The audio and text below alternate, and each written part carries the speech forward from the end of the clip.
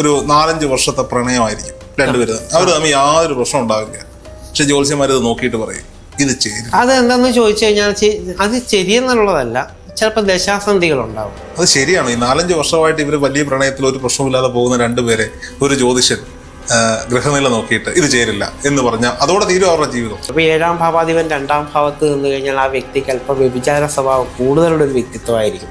എന്നാൽ മറ്റ് ശുഭഗ്രഹങ്ങളൊക്കെ നോക്കുകയാണെങ്കിൽ അയാൾക്കത് കുറവായിരിക്കും. അപ്പൊ എങ്ങനെയാണ് അതിനെ ഈ ഗ്രഹനില മാത്രം നോക്കി ഒരാൾ വ്യഭിചരിക്കാറുണ്ടോ, അയാൾ ഫ്രോഡാണെന്ന് അതിന് ഓപ്പോസിറ്റ് വന്ന ഗ്രഹനില എൻ്റെ ആയിരുന്നു. അയ്യോ അത് എനിക്ക് അറിയത്തില്ലായിരുന്നു, രോഹിത്തിന്റെ ആണെന്ന് അറിഞ്ഞതെങ്കിൽ ഞാൻ അങ്ങനെ പറയില്ലായിരുന്നു. അയ്യോ, ഇങ്ങനെയുള്ള വ്യക്തികൾക്ക് ഈ മറ്റുള്ളവരെ വളയ്ക്കാനും ഇതൊരുക്കാനും ഭയങ്കര കഴിവായിരുന്നു. മോഹൻലാൽ അങ്ങനെ അത് എന്നെ ഓടിച്ചിട്ട് തല്ലരുത്. അല്ല, അങ്ങനെയുണ്ട്. ഞാൻ നിമിത്തം കറക്റ്റായിട്ട് സംഭവിക്കും. നിമിത്തമാണ് ജ്യോതിഷത്തിന്റെ ട്രഡീഷണൽ ജ്യോതിഷത്തിന്റെ പ്രധാന ഘടകം. ആ നിമിത്തമാണ്. പ്രവചനങ്ങൾ തെറ്റിയിട്ടുണ്ടോ? ഇഷ്ടം പോലെ. അതിനിപ്പോ എന്താ, ചില വ്യക്തികൾ പറഞ്ഞാൽ അത് നടത്തി തരൂ ഇത് നടത്തി തരൂ എന്ന് ചോദിച്ചാൽ ഞാൻ പറയും കാണുന്നത് പറയാം, അല്ലാതെ ഞാൻ ചിലപ്പോൾ തമാശയ്ക്ക് പറയാം. അങ്ങനെയാണെങ്കിൽ ഞാൻ ഈ വലിയ മന്ത്രിയൊക്കെ ആവൂലായിരുന്നു, ഒരു ലോട്ടറി അടിപ്പിച്ചെടുക്കൂല എന്നൊക്കെ ഞാൻ ചോദിക്കും. PSC പരീക്ഷയ്ക്ക് പഠിപ്പിക്കാൻ പോകുന്ന ആളുകളുണ്ട്, PSC പരീക്ഷയ്ക്ക് ക്ലാസ് എടുക്കാൻ പോകുന്ന അവർക്ക് ആ PSCക്ക് ചോദിക്കുന്ന സകല ചോദ്യങ്ങളെ കുറിച്ചും അഗാധമായ ജ്ഞാനമാണ്. പക്ഷെ ഇവർക്ക് PSC കിട്ടില്ല. അതെന്താണ്? ഞാൻ പലപ്പോഴും ആലോചിച്ചിട്ടുള്ള ഒരു കാര്യമാണ്. ഒരുപാട് ഞാൻ അവരെ കുറ്റം പറയാം, പറയാം. ചിലരുടെ ഭാഗ്യവും വിധിയും അവർക്ക് IAS ട്രെയിനിങ് ക്ലാസ് എടുക്കുന്നവർ, സിവിൽ സർവീസ് ട്രെയിനിങ് ക്ലാസ് എടുക്കുന്നവർ, ഇവർക്ക് ആ പുസ്തകം അരച്ച് കലച്ച് ഇവർ പഠിച്ചിട്ടുണ്ടാവും. പക്ഷെ അവർക്ക് അത് കിട്ടൂല. അതെന്താന്ന് ചോദിച്ചു കഴിഞ്ഞാൽ അതൊക്കെ ദൈവത്തിന്റെ ഒരു വിധി വിളയാട്ടോ കേട്ടോ. എന്ത് പറയാ. അല്ല, ഞാൻ ഇപ്പൊ ചില ആളുകളെയൊക്കെ നമ്മുടെ കൂടെ പഠിച്ച പലരും അധ്യാപകരായിട്ടൊക്കെ ഉണ്ട്. അപ്പൊ ഞാനിങ്ങനെ പറയും, ഇവിടെ പഠിക്കുന്ന സമയത്ത് നമ്മുടെ ആഗ്രഹമായിരുന്നത് അധ്യാപകരാവണമെന്നുള്ളത്. നമ്മളെക്കാൾ അന്ന് പഠിക്കാത്തവർ നിങ്ങളാണോ ഈ കുട്ടികളെ പഠിപ്പിക്കുന്നത് എന്ന് നമ്മളിങ്ങനെ ചിലപ്പോൾ തമാശക്ക് ചെല്ലെങ്കിലും ഒക്കെ ചോദിക്കാറുണ്ട് എന്ന് പറയുന്ന പോലെയാണ്. അതുപോലെ ഈ മുഖലക്ഷണ ശാസ്ത്രം എങ്ങനെയാ പറയാ? മുഖലക്ഷണ ശാസ്ത്രം എന്ന് പറഞ്ഞു കഴിഞ്ഞാൽ ഇപ്പൊ നമ്മുടെ ഒരു ഫേസ് എന്ന് പറയുമ്പോഴത്തേക്കും ഈ ഫേസ് തന്നെ ഒരു 7 എന്താ പറയാ ചതുരമുണ്ട്. അതുപോലെ തന്നെ അത് എലമെന്റ് അനുസരിച്ചിട്ടാണ്. ഇപ്പോൾ ഉദാഹരണത്തിന് വാട്ടർ എലമെന്റ് ഉണ്ട്, അതുപോലെ തന്നെ എന്താ പറയുക ഫയർ എലമെന്റ് ഉണ്ട്, അങ്ങനെ ഒരു എലമെന്റുകളുണ്ട്. ഇപ്പം നമ്മുടെ മുഖം എടുക്കുക, നമ്മുടെ മുഖത്തിന്റെ ഏറ്റവും വലിയ പ്രത്യേകത എന്താണെന്ന് ചോദിച്ചാൽ വാട്ടർ എലമെന്റും ഫയർ എലമെന്റും ഒരുമിച്ച് കൂടിയതാണ്. അതെന്ന് പറഞ്ഞാൽ രണ്ടും കൂടി കൂടുന്ന ഒരു അവസ്ഥ എന്ന് പറഞ്ഞു കഴിഞ്ഞാൽ ഒന്നാമത് ഓവൽ ഷേപ്പിലുള്ള ഒരു മുഖത്തിലേക്ക് വരുന്നു. പിന്നെ എന്തെന്ന് പറഞ്ഞു കഴിഞ്ഞാൽ ഇവിടെ മുകളിലത്തെ ഒരു ചതുരമായിട്ടുള്ള ഒരു തലയാണ്. പക്ഷെ ഇത് യഥാർത്ഥത്തിൽ എന്താണെന്ന് ചോദിച്ചാൽ നമ്മൾ ഓരോ മുഖങ്ങൾ കണ്ട് നമുക്ക് എന്ത് ചെയ്യും, ഓട്ടോമാറ്റിക്കലായിട്ട് എന്ത് ചെയ്യുന്നതാണ്, അത് വേർതിരിച്ച് അറിയാൻ. സംശയം ഞാൻ ചോദിച്ചു. ഞാൻ ഡിഗ്രി കഴിഞ്ഞ് കുറച്ചു കാലം വരെ ഞാൻ നന്നായി മെലിഞ്ഞിട്ടുള്ള ഒരാളാണ്. അതെ, എന്റെ മുഖത്തിന്റെ ഷേപ്പ് ഇതായിരുന്നില്ല. പിന്നീടാണ് അതായത് നേരത്തെ ഷേപ്പ് എന്ന് പറഞ്ഞു കഴിഞ്ഞാൽ നേരെ ഈ ആരോ മാർക്ക് പോലെ എന്ന് പറഞ്ഞു കഴിഞ്ഞാൽ ഇവിടെ ഇങ്ങനെ ആരോ മാർക്ക് വന്നിട്ട് ഇങ്ങനെ വരും എന്ന് പറഞ്ഞു കഴിഞ്ഞാൽ ഒരു എയർ ടൈപ്പ് വന്നാൽ കാണുന്നതൊക്കെ ബഹളം വെക്കുക, കാണുന്നതൊക്കെ ദേഷ്യപ്പെടുക, അങ്ങനത്തെ ഒരു അവസ്ഥ. നല്ല നീണ്ട മുഖം. എന്റെ ചേച്ചി ഇടയ്ക്കിടയ്ക്ക് എന്നെ ചൊടിപ്പിക്കാൻ വേണ്ടി കൂമ്പക്കാച്ചലിന്റെ മുഖം. ഇപ്പൊ ഞാൻ നല്ല ഉരുണ്ട മുഖമാണെന്നാണ് ഞാൻ വിശ്വസിക്കുന്നത്. അപ്പൊ അന്നത്തെ മുഖലക്ഷണം ഇന്നത്തെ അതെന്ന് പറഞ്ഞു കഴിഞ്ഞാൽ അത് ഈ ഓരോ പ്രാവശ്യം വരുമ്പോഴത്തേക്ക് ആ മുഖത്തിന്റെ ലക്ഷണം അനുസരിച്ച് മാറിക്കൊണ്ടേയിരിക്കും. നമ്മളെ നിലവിലുള്ള പഴയ പല സ്വഭാവങ്ങളും നമ്മൾ ട്രെയിനിങ്ങിലൂടെ എന്ത് ചെയ്തിട്ടുണ്ടാവും, മാറ്റിയിട്ടുണ്ടാവും. അതായത് ഓരോ ലക്ഷണം നേരത്തെ ഉള്ള മുഖത്തിന്റെ ലക്ഷണം ഇതിന്റെ ലക്ഷണമായിട്ട് ഇങ്ങനെ മാറി എന്ത് ചെയ്തുകൊണ്ടിരിക്കും, സ്വഭാവം മാറിക്കൊണ്ടേയിരിക്കും.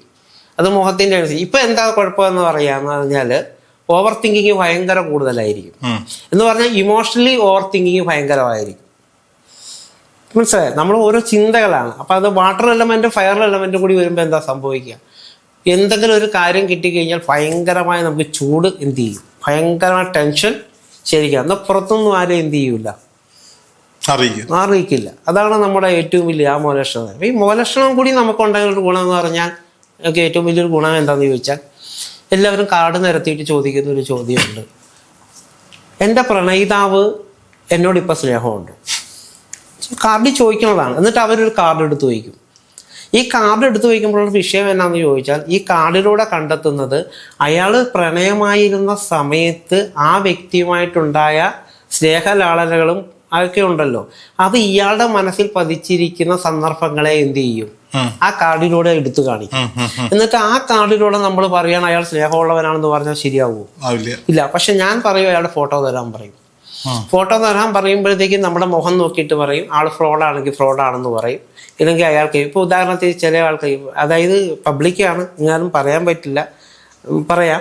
അതായത് ചില ആൾക്കാർക്ക് ഇവിടെ ഒരു ചെറിയ ചിഹ്നം ഉണ്ടാവും, ഇരട്ടത്തടി ഉണ്ടാവും. ഇവനാണെങ്കിൽ അത്യാവശ്യം എന്താ പറയുക, ധാരാളം ബന്ധങ്ങൾ താല്പര്യമുള്ള ഒരു വ്യക്തിയായിരിക്കും. അതുപോലെ തന്നെ ലൈംഗികപരമായിട്ടുള്ള കാര്യങ്ങൾക്കൊക്കെ ഒരു അമിത ചിന്തകൾ അയാൾക്കുണ്ടാവും.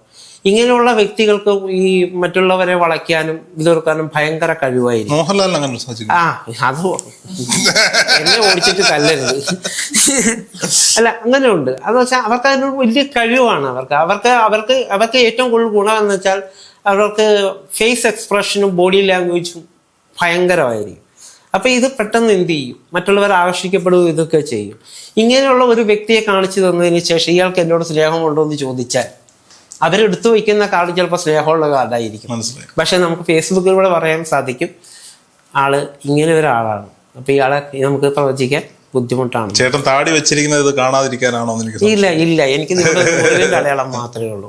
അത് വെച്ചാൽ എന്നാന്ന് ചോദിച്ചാല് മുഖത്തിന് ഇവിടെ ഒരു ചെറിയ മുറിവുണ്ട്. അപ്പൊ ഈ മുറിവിനനുസരിച്ച് കഴിയുമ്പോൾ ഒരു കോണിപ്പുണ്ട്. താടി വയ്ക്കുമ്പോഴത്തേക്ക് ആ ഒരു ഷേപ്പ് കിട്ടുമല്ലോ എന്ന് ഓർത്തിട്ട് ചെങ്കൊടി വളർത്തി എഴുതുന്നത്. അത് വൈഫിന്റെ ഒരു ബുദ്ധിയായിരുന്നു.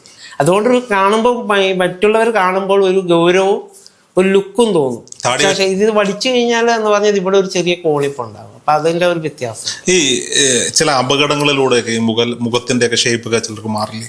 അത് എന്താന്ന് ചോദിച്ചാൽ മുഖലക്ഷണങ്ങൾ അത് വരുന്നത് എന്നാന്ന് ചോദിച്ചാല് അതൊക്കെ വിധിയെന്ന് ഞാൻ പറയും. അങ്ങനെയുള്ളവരുടെ മുഖലക്ഷണം നോക്കി അങ്ങനെ മുഖലക്ഷണം അല്ല നോക്കാം. അപ്പൊ നമുക്ക് കൈരേഖയുണ്ട്, അതിന്റെ ബോഡി മുഖലക്ഷണ ശാസ്ത്രം മാത്രം നിമിത്തം കൂടിയുണ്ട്. നിമിത്തം എന്ന് പറഞ്ഞു കഴിഞ്ഞാൽ നമുക്ക് ഇപ്പം ചില വ്യക്തികൾ ചില സ്ഥലങ്ങളിൽ ഇരുന്ന് കാണിക്കുന്ന കാര്യങ്ങളും അതുപോലെ തന്നെ ചില കാര്യങ്ങൾ ഉണ്ടാകുന്നതൊക്കെ എന്ത് ചെയ്യും, നിമിത്തവും കൂടി നമ്മൾ എടുക്കും. നിമിത്തത്തിന് വലിയ പ്രാധാന്യം. ഇപ്പൊ ഒരു പ്രണയ വിഷയമായിട്ട് എടുത്തു കഴിയുമ്പോഴത്തേക്കും നമ്മൾ നമ്മുടെ ജ്യോതിശാലയത്തിന്റെ മുകളിലേക്ക് നോക്കുമ്പോഴത്തേക്കും ഏതെങ്കിലും ഒരു തുമ്പികൾ ഇണചേർന്ന് പോവുകയാണെങ്കിൽ നമ്മളത് പറയും നിങ്ങൾക്ക് തീർച്ചയായിട്ടും ആ ഒരു ഇത് ശരിയാവും എന്ന് പറഞ്ഞാൽ ആ നിമിത്തം കറക്റ്റായിട്ട് സംഭവിക്കും. നിമിത്തമാണ് ജ്യോതിഷത്തിന്റെ ട്രഡീഷണൽ ജ്യോതിഷത്തിന്റെ പ്രധാന ഘടകം. ആ നിമിത്തമാണ് പ്രകൃതിയുടെ ആ താളമാണ് ജ്യോതിഷവുമായിട്ട് നമ്മൾ ഘടിപ്പിക്കുമ്പോൾ പ്രവചനങ്ങൾ സത്യമായിട്ട് വരും. രാജലക്ഷ്മി അമ്മ എന്ന് പറയുന്ന ആസ്ട്രോളജറുമായിട്ട് ഞാൻ ഇന്റർവ്യൂ എടുത്തപ്പോൾ പുള്ളിക്കാരി ഒരു എക്സ്പീരിയൻസ് പറഞ്ഞാണ്. ഒരാളുടെ ജീവിതവുമായി ബന്ധപ്പെട്ട് ഒരാൾ ജ്യോതിഷം നോക്കാൻ വന്നു. ജ്യോതിഷം നോക്കാൻ കബഡി എടുത്ത് വെച്ച ഉടനെ ജ്യോതിശാലയത്തിന് മുന്നിൽ കൂടെ ഒരു ആംബുലൻസ് പോകുന്നതാണ് നിമിത്തം കണ്ടത്. അപ്പം തന്നെ കബഡി മടക്കിയിട്ട് പറഞ്ഞു ഇയാൾ ജീവിക്കില്ല. ഇത് അവര് യഥാർത്ഥത്തിൽ ആകസ്മികമായിട്ടുണ്ടാകുന്ന നിമിത്തങ്ങൾ ട്രഡീഷണൽ ജ്യോതിഷത്തെ എന്ത് ചെയ്യുന്നുണ്ട്, ബാധിക്കുന്നു. ആ ഒരു സിഗ്നലുകൾ തന്നെയാണ് നമുക്ക് യഥാർത്ഥത്തിൽ കാർഡും എന്ത് ചെയ്യുന്നത്, നമുക്ക് പറഞ്ഞു തരുന്നത്. അത് ഒരാൾ എടുത്തിട്ട് പറഞ്ഞു തരുന്നു. പ്രവചനങ്ങൾ തെറ്റിയിട്ടുണ്ടോ? ഇഷ്ടം പോലെ. അതിനിപ്പോ എന്താ, ഞങ്ങളോട് പറഞ്ഞിരിക്കുന്നത് 10 പേര് വരുന്നു. ഈ 10 പേര് വന്നു കഴിയുമ്പോഴത്തേക്ക് ഒരു 4 കാര്യങ്ങൾ ദൈവാനുഗ്രഹം കൊണ്ട് അയാളെ തന്നെ ശരിയാവും. ബാക്കി ഒരു 2 കാര്യങ്ങൾ നമ്മുടേതായ പ്രവചനങ്ങളും കൊണ്ടും നമ്മുടേതായ ഒരു ഗൈഡൻസ് കൊണ്ടുമാകും. പിന്നെ അപ്പോൾ എത്രയായി, പിന്നെ ബാക്കി 2 പേരില്ലേ, അതിന് ഒരാളെ നമ്മൾ എത്ര ചികിത്സിച്ചാലും എത്ര നന്നാക്കിയാലും എത്ര കാര്യങ്ങളും എന്ത് ചെയ്യൂല, എടുക്കൂല. പക്ഷെ നമ്മൾ ഈ കാര്യങ്ങൾ പഠിച്ചു പോകുമ്പോൾ നമ്മൾ ചെയ്യുന്ന ഒരൊറ്റ കാര്യം ഇതുള്ളൂ, എന്തൊക്കെ നടക്കുമെന്നുള്ള കാര്യങ്ങൾ മാത്രം പറയും. അല്ലാത്ത കാര്യങ്ങൾ ഒരിക്കലും എന്ത് പറയാറില്ല. എനിക്ക് അത് നടത്തി തന്നെ ഇത് നടത്തി തരുമെന്ന് പറയുമ്പോൾ നമ്മൾ പറയും എന്തില്ല. അതിൽ ഏറ്റവും രസം എന്നാന്ന് ചോദിച്ചു കഴിഞ്ഞാൽ ചില ആൾക്കാർ പറയും നല്ല സ്നേഹവും ഭർത്താവായിട്ട് നിൽക്കുന്ന സമയത്ത് ചില വ്യക്തികൾ പറയും അതിനെ പീഡിപ്പിക്കാവോ എന്നൊക്കെ ചോദിച്ചു വരും. അപ്പൊ നമ്മൾ പറയും അതൊന്നും എന്താ, കാരണം എനിക്കും വൈഫുണ്ട്, എനിക്കും ഇതുവരെ ഉണ്ട്, അതൊന്നും ഞാൻ എന്ത് ചെയ്യത്തില്ല. ചേർത്ത് വെക്കലോ പിരിക്കലോ നമുക്ക് പിരിക്കലല്ല, നമ്മൾ ചില ആൾക്കാരെ കൊണ്ടുവരും എന്ന് പറഞ്ഞാൽ കൊണ്ടുവരാൻ വേണം, മാജിക് അല്ല. അത് ഓൾറെഡി കാർഡ് നോക്കുമ്പോൾ കാർഡിൽ തന്നെ പറയും അത് തിരിച്ചു വരും. നല്ലൊരു ബന്ധമാണെങ്കിൽ തിരിച്ചു. ഈ ഗ്രഹനിലകൾ നോക്കാറില്ലേ? ഉണ്ട്, ചെയ്യാറുണ്ട്. ഈ ചിലപ്പോ ഒരു 4-5 വർഷത്തെ പ്രണയമായിരിക്കും രണ്ടുപേരും, അവർ തമ്മിൽ യാതൊരു പ്രശ്നം ഉണ്ടാവില്ല. പക്ഷെ ജ്യോത്സ്യന്മാരത് നോക്കിയിട്ട് പറയും ഇത് ചെയ്യും. അത് എന്താന്ന് ചോദിച്ചു കഴിഞ്ഞാൽ അത് ശരിയെന്നുള്ളതല്ല, ചിലപ്പോൾ ദശാസന്ധികൾ ഉണ്ടാവും. അത് ശരിയാണ്. ഈ 4-5 വർഷമായിട്ട് ഇവര് വലിയ പ്രണയത്തിൽ ഒരു പ്രശ്നമില്ലാതെ പോകുന്ന 2 പേരെ ഒരു ജ്യോതിഷൻ ഗ്രഹനില നോക്കിയിട്ട് ഇത് ചേരില്ല എന്ന് പറഞ്ഞാൽ അതോടെ തീരും അവരുടെ ജീവിതം. അത് കുറച്ച് ഇച്ചിരി കടുപ്പമാണ്. അത് അങ്ങനെ പറയാൻ പാടില്ല എന്നുള്ളതാണ് എൻ്റെ ഒരു അവസ്ഥ. ഇപ്പോഴത്തെ കാലത്ത് യഥാർത്ഥത്തിൽ ഈ ഞങ്ങൾ ജ്യോതിഷന്മാരായിട്ടുള്ള ഒരു അവസ്ഥ കൊണ്ട് എന്താ സംഭവിക്കുന്നതെന്ന് ചോദിച്ചാൽ, ഒരു വിവാഹം ഒപ്പിച്ചുകൊണ്ട് വരാൻ ഭയങ്കര പാടാണ്.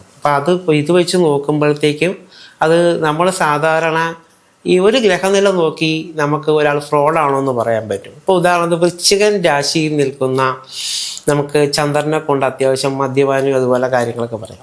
ഇതും അയാളുടെ സ്വഭാവം തന്നെയാണ് നമ്മൾ പറയുക. ഇന്ന സ്വഭാവങ്ങൾ ഇന്ന ഇപ്പോൾ 7ാം ഭാവാധിപൻ 2ാം ഭാവത്ത് നിന്ന് കഴിഞ്ഞാൽ ആ വ്യക്തിക്ക് അല്പം വ്യഭിചാര സ്വഭാവം കൂടുതലുള്ള ഒരു വ്യക്തിത്വമായിരിക്കും. എന്നാൽ മറ്റ് ശുഭഗ്രഹങ്ങളൊക്കെ നോക്കുകയാണെങ്കിൽ അയാൾക്കത് കുറവായിരിക്കും. അപ്പൊ എങ്ങനെയാണ് അതിനെ ഈ ഗ്രഹനില മാത്രം നോക്കി ഒരാൾ വ്യഭിചരിക്കാറുണ്ടോ, അയാൾ ഫ്രോഡാണോ? അങ്ങനെയല്ല, അത് ഗ്രന്ഥങ്ങൾ അടിസ്ഥാനപ്പെടുത്തിക്കൊണ്ട് കുറെ നിയമങ്ങൾ എന്ത് ചെയ്തിട്ടുണ്ട്, അത് വന്നിട്ടുണ്ട്. അത് നമ്മളെല്ലാവരും പഠിക്കുന്നു, 10 പേരിലോട്ട് പറയുന്നു. അതിൽ 7 പേർക്ക് അത് അനുഭവം ഉണ്ടാകുമ്പോൾ ഞാൻ എന്ത് ചെയ്യുന്നു, ഹിസ് ബിലീവ് സിസ്റ്റം അനുസരിച്ച് ആ ജ്യോതിഷം ബാക്കിയുള്ള 3 പേരുടെ കൂട്ടത്തിൽപ്പെടുന്ന ആളാണ്. അങ്ങനെ അത് റെയറിസ് എവിടെ ഉണ്ടല്ലോ. റെയർ ഈ ലോകത്ത് എന്തൊക്കെയാണ്, എല്ലാം വ്യത്യസ്തമായിട്ടുള്ളതല്ലേ. 10 എല്ലാം 10 ശരിയാവില്ലല്ലോ. പണ്ടേ എനിക്കൊരു കല്യാണാലോചന വന്നു. എനിക്കറിയാവുന്ന ഒരു ജ്യോത്സ്യനാണ് ഇത് നോക്കിയത്. ഇപ്പുറത്തെ സൈഡിൽ നോക്കിയതും എനിക്കറിയാവുന്ന ആളാണ്. അതയാൾ പറഞ്ഞു, ഒരാൾ പറയാണ്, അയാൾ കൃത്യമായി കമ്പ്യൂട്ടറിന്റെ ഒന്നും സഹായമില്ല, ഗണകനാണ്, അദ്ദേഹത്തിന്റെ കുലത്തൊഴിലാണ്. അദ്ദേഹം കണക്ക് കൂട്ടിയിട്ട് പറഞ്ഞു ഇത് ചേരും, നടത്താം. പക്ഷെ പെണ്ണിന്റെ വീട്ടുകാർ നോക്കിയിട്ട് പറഞ്ഞു ഇത് ചേരില്ല. അത് കല്യാണം നടന്നില്ല. കുറെ നാളിന് ശേഷം ഞാൻ ഈ ജാതകം നോക്കിയ ആളുമായിട്ട് ഇതുപോലെ സംസാരിക്കാൻ ഒരു അവസരം കിട്ടി. അപ്പൊ ഞാൻ പുള്ളിയോട് ചോദിച്ചു, എന്തിന്റെ അടിസ്ഥാനത്തിലാണ് ഇത് നോക്കിയിട്ട് ഇങ്ങനെ ഗണിക്കുന്നത്? അപ്പൊ പുള്ളി ഇങ്ങനെ കുറെ കാരണങ്ങളൊക്കെ പറഞ്ഞു.